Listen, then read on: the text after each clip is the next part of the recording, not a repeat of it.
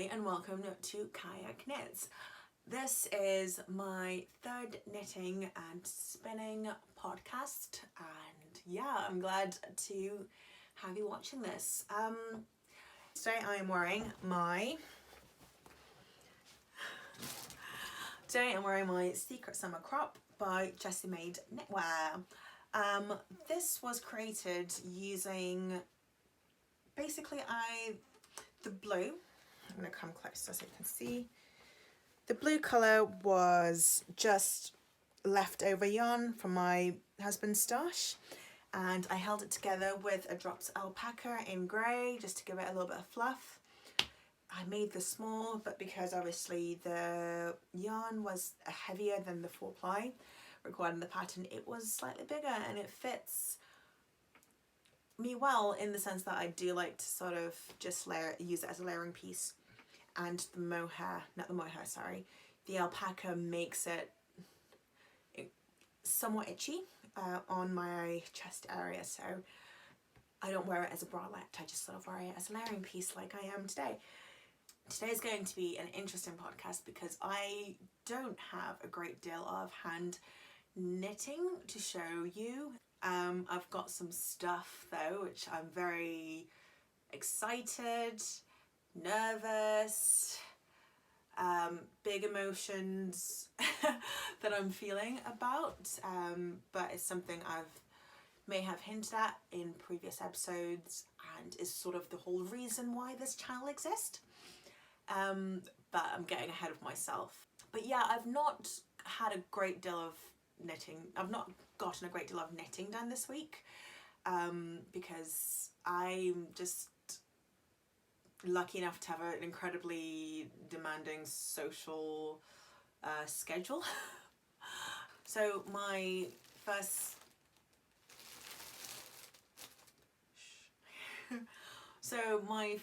finished object are my togetherness socks. I have a pair of really cool cable knit socks. Yeah, I've spoken about this in the other two podcasts because these were a whip in the other two episodes, and yeah, I've finally finished them. I really like the pattern. It's by Little Home Designs, and it's a free pattern that I got on Ravelry, but it's also available on their website. I've been struggling to post links on my description because I'm a new channel and my verification is taking an incredibly long time, or is saying I'm verified and then it's not verified. I'm not allowed to post links, but as soon as I'm able to, I'm going to start doing that. But the pattern's by Little Home Designs. It is knit up in West Yorkshire Spinners signature 4-ply in the colour Lime Chocolate. And yeah, I've not had a chance to wear these yet, but I'm very, very excited. This is definitely a sandal sock for me. The cable pattern, I feel like, just has to be seen. I will and I can wear them underneath some boots, but I think the colour and the pattern really is sort of calling out and dying to be seen. I know for a fact that my preferred sock is an all-over rib style of sock, and I also enjoy cables or textured socks, so this is something that sort of brings those two elements into a sock. I generally prefer a ribbed sock because I find that they fit better. With hand knit socks, there is always going to be a risk of having them be slightly loose, and as you can see on here, there's that excess material, which I know that this is my perfect size because I mentioned in the previous episode that I'd initially done it too long. It's just that this sock blocker is somehow loose. I don't know. But anyway, with hand knit socks, there is a risk of them being slightly too big, and the excess material can be uncomfortable when wearing boots or walking shoes, which is generally when I wear my hand knit socks. But I'm really glad to finally have another pair to add to my growing collection, and a collection which will hopefully get more tailored to my tastes and style. Yeah, on this little table here, I've got a collection of all my other socks that I've made for myself. These are not the entire socks I've made because I am a sock gift knitter. These are things that I will be taking into consideration for my next project, which will be creating a sock for the beginning of Socktober. As the day of recording this, it is the 1st, excuse me, it is the 1st of October, and I spun some wool for myself using some Malabrigo Superwash Merino, which I have here. So I've skeined both of the bobbins up, so that's what they look like. This is undoubtedly going to be the most luxurious and nicest sock, just by the requisite of just having used this nice wool. So I measured the amount left over, and it's 36 grams from 100 grams of wool left, which, if I do the quick mental maths, so I've done my quick I say quick is very subjective. So the amount of wool I've used for this has been 64 grams out of the 100 grams, and I've got 36 left. So one thing that I have done previously, looking at my sock collection, is create shorties. These are really fun to make because you can get this done so quickly. There is not a specific pattern that I've used to make these socks. I have my general recipe for creating a sock that fits me is casting on 60 stitches on 2.5 mil. Confident that I can get a set of shorties similar to these using this wool. And like with this sock, the cuff at the top and the toe, I just use a contrast different wool, which I might do for this sock, but I'm not making any specific plans, but that's what I suspect I'm likely going to do with the leftover wool from my togetherness sock. Another favourite sock that I've made in my own personal collection is a sock called the Nutmeg Sock, and this was designed by Tanya Barley, and I found the pattern free on Ravelry. So this is this isn't a sock I would describe as a rib sock, but it's got an all over texture, which I don't know how easy that will be to see given just how much patterning the actual wool has here. So so it has the cable rib on the top here, which is actually the exact same as my togetherness sock, but the body, the foot and the leg has a knit together and create 3 on there, which just creates this really lovely sock. And one thing I found that happens with this as a result of kind of this knitting together and creating more is it creates a slightly denser sock. So compared to my vanilla sock, this feels warmer, and it really kind of prevents the fabric from just stretching naturally because of those knit threes, which kind of really cinch it together. So this sock I've had, I think it's coming up to a year now, and the shape of the sock has remained relatively close to what it was when I first knit it. The yarn used for this is my personal favourite, and I've talked about it to death previously, is the Rico Design Bamboo Superba sock yarn. And this is a bamboo, merino and polyamide blend. And the colourway for this is, oh god, excuse me. Okay, the colourway for this sock is berry blue. Rico Designs Bamboo Superba wool is my personal favourite and my go-to. I think to say that this has remained for, like, I've had this for close to a year and I wear it very frequently, it's held up really well.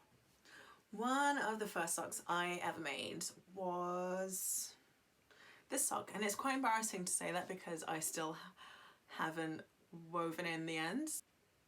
I can't remember what wool this is. It most likely is the Rico Design Superba bamboo.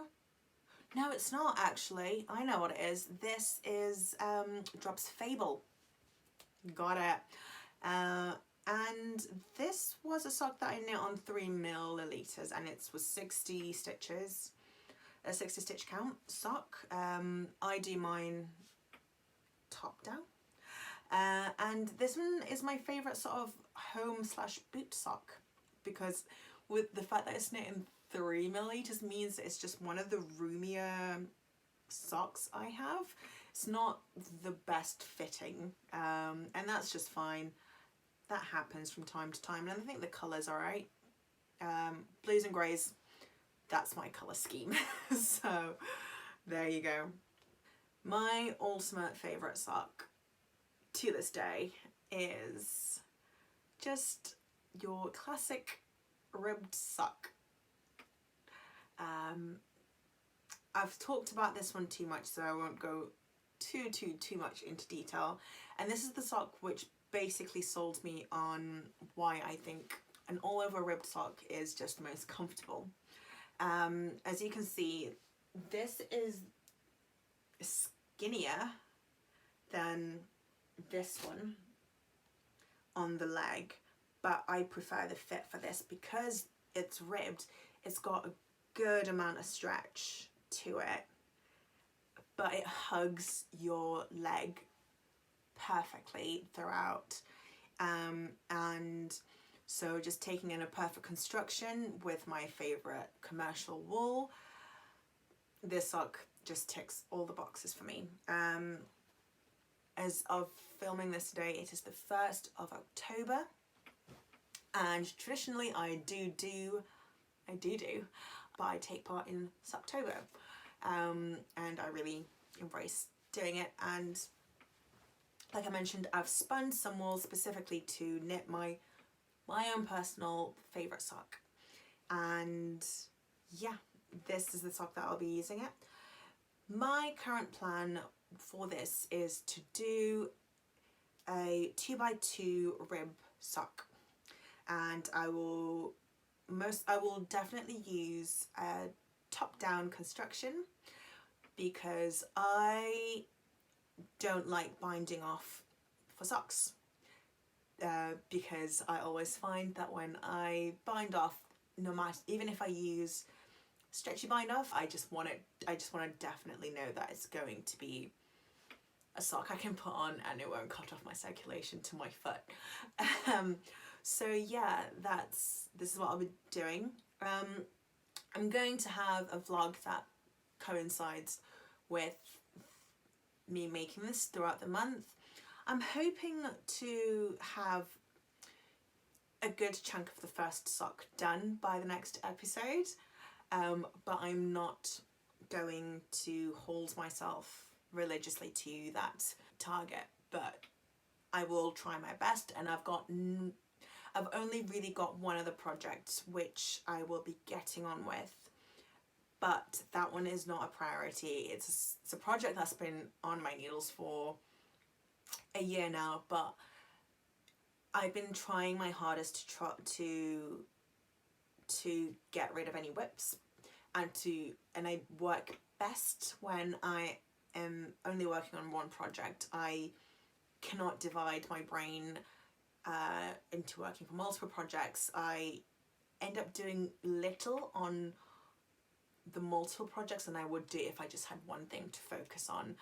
That's something I've learned about myself and about how I like to knit this year. And so yeah, apart from this, really, I don't think I'll be working on anything else. So hopefully, fingers crossed, this time next week I'll be able to be showing you at least one half of a complete sock. So yeah, knitting wise, that's all I've got to talk about. The next thing I guess that I'll be talking about, and the next kind of goal I want to be setting myself is with regards to my spinning. I talked last week about the amount of fleece I've got in my house, and it's a lot, and I really need to be getting on with it. I have been spinning, not as much as I would have liked to, but I've spun some. So this was on the bobbin last week. It's the South Down fleece. There you go, it's been spun and plied. I've counted the meterage for this, but the only thing I haven't counted is measured even is the wraps per inch, but I will think I'm gonna do that at the end, and everything just by intuition looks to be the same. So I measured this to be 33 grams. I measured this to be 33 grams of spun wool, and I'm going to be keeping this box in my recording room and adding a skein every time I do this. So this is the total amount of my spun South Down. I love how I've got these huge skeins that I first started out with, which this one is, I haven't measured that in grams, but it's 132 meters, so that's a significant amount. But yeah, I'll be doing this and adding to the box. Got it. Currently on the bobbin, I've roughly this much. I'm gonna try and get a mostly full bobbin and have that spun and plied by next week. I'm hoping to start spinning, I'm hoping to start spinning 100 grams at least a week of my South Down in order for me to make a real dent in it. The only bottleneck and the only thing that's really stopping me from doing that is the amount of prep time required for that. I talked extensively last week about how much I'd washed all my wool, but even still, some of my wool has a significant amount of lanolin in it, and I have no problem spinning that, but I always find prepping that wool to be a much slower process because there's much more resistance, whether it's combing or carding it. And the last time I prepped any wool, I ended up getting a blister on my finger, which has only just now gone away. So that means that my prepping can't just be done in bulk, and I don't yet have a process that works for me, you know, in conjunction to everything else in my life. So that's still a process, and I'm hoping that I can come up with a system that works really well for me and start doing at least 100 grams of spun South Down a week, and hopefully this big pile here I can make a dent in it. I also kind of spun some, so this is from a fleece that I have. It's so I also spun another 19 grams of prepped fleece. So this is some Manx that I have in stash. This is something I dyed last year with red cabbage. You probably can't see it unless you're in person, but there's some blues and like slight purples there within the brown, and that's because this Manx had some blonde tips. It is a brown fleece. It is a brown fleece, and I'm gonna get a sample for you to see. So this is what the colour looks like, and you can see that it's got some blonde tips, and those were what I was trying to dye naturally with some red cabbage that I had. I got into some natural dyeing last year, and I just thought I could do a small sample, and I really like it. I will say, spinning the Manx, oh, I'm very excited to prep that. I think it won't get done until next year, if I'm truly honest with you, and that's because the Manx, in comparison to what I'm currently spinning with my Socktober, has a much longer staple, and it's very soft and lofty, and I think it's going to be really nice. And I think the colour for this is gorgeous. I think once prepped, these locks and the blonde tips will make a beautifully variegated, beautifully coloured yarn. I think that is half a fleece. It was given to me by my mother-in-law, and it was from her son-in-law's family's farm, so I didn't pay anything for that, and that's just, I just count myself very lucky for that. Okay, so that's kind of everything regarding my spinning or knitting. That just about wraps up everything with regards to my spinning and knitting this week, and kind of what my future plans are. At the beginning of the episode, I did allude to talking about and announcing something important to myself, and also to the conception of this channel, and kind of what has been taking up a good chunk of my time this week, and why I've not been getting on with a lot of hand knitting. So I am going to be launching, oh gosh, it's like okay, sorry, I'm very nervous about this, because this is something I've been thinking about and doing and procrastinating and trying to get on with for a better part of the last 2 years. So I am going to be launching Kyack knitwear sometime this week. So Kyack is essentially knitwear, a knitwear brand that I've created, where I'll be making, I don't want to say heirloom, but essentially heirloom knitwear, which is as ethical as I can have it, and is well designed and well made, and can hopefully be really cool and timeless. And this is what I've been making for the better part of, I've been trying to develop for the better part of a year as well. I am going to sound absolutely terrible now, because I'm just so, I can't even think of what the word is. I guess I'll start by talking about the wool I use. I use British wool, 100% British wool, which is milled within a 30-mile radius from where I live, and I've been to the mill and I've spoken to the people that create it and gotten to know what the whole process is all about, and I make it in my own home, and so I can definitely say that there's no exploitation in the garment, in the making of the actual garment, which cannot be said for a lot of other clothes.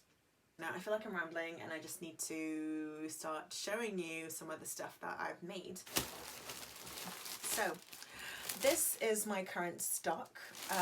One is a sample which will not be available for sale, but it will demonstrate sort of the commission aspect that will be available, and it's probably one of my most favourite pieces of knitwear that I've ever made, because I self-commissioned this for my wedding, and there is a matching piece for it. So yeah, here you go. So this is, excuse me, this is a jumper, my wedding jumper, and that little character here is myself. It was designed by my husband, and it's a raglan construction, so you can find these kind of pieces online on the website. And yeah, I'm incredibly nervous, though I've got nothing to lose, I feel, because I've taken the plunge now. These are all sample pieces. I'll be working on a commission basis mostly, so everything will be made to order.